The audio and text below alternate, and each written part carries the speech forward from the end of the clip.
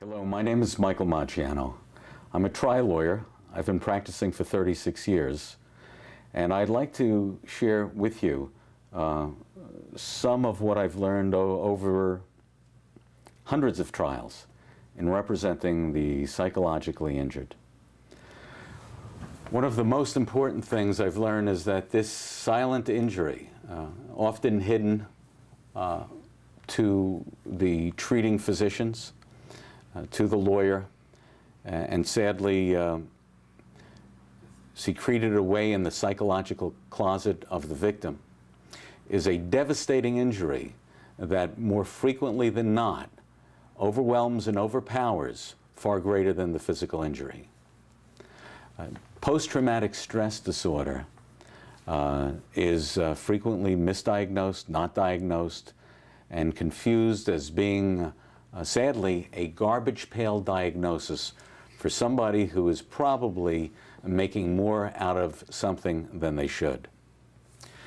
It's our obligation as advocates to bring the truth of your client into the courtroom. What can you do about it as the trial lawyer?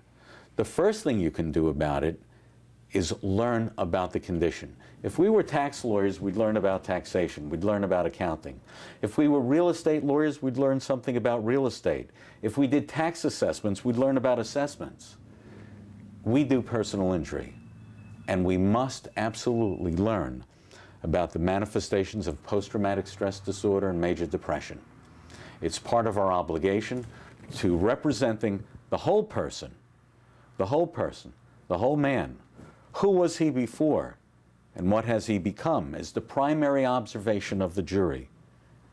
So if you just sit behind your desk and just take in information and collect reports, do you really get the whole story? Do you really know who your client is? I say, be like the good reporter. Get out there and meet the people who were in his life before he became a complaining and injured person. Meet his workers, his co-workers, his boss, his wife, his rabbi, his priest, the neighbor next door. Find out what organizations he was involved in. Get the story on him and how he has changed. Frequently, the treating physicians only know him for that brief moment in their offices. And they don't know him, they didn't know him before. They only know him since the motor vehicle or construction accident. So you have a role to play in bringing it all together. How does the psychologist help you? The psychologist becomes the voice of your victim in front of the jury. If you think that your client is going to say what he can't even acknowledge to himself in front of 8 strangers, it's not going to happen. You're putting too much of a burden and responsibility on this injured man, on this troubled man. But the psychologist takes on the role of his spokesperson, who could be his ombudsman in speaking up for him as to what his injuries are. And so that you give him a cameo role in the trial. Don't put that burden on him. Give it to someone who is equipped to speak for him, the psychologist. All too often, we do not get the psychologist involved. All too often, the treating physician doesn't think to call upon the psychologist. Why? I'm not still quite sure. Maybe it wasn't in their training, maybe part of their residency. They don't get into the world of psychology. They don't get into the world of PTSD. It's as foreign to them as it frequently is to us. I'm not sure, but the responsibility at the end of the day is we are the gatekeeper for our client as to what gets to the jury. And we have to make sure all aspects of the condition gets to the jury. So educate yourselves. Get to know psychology.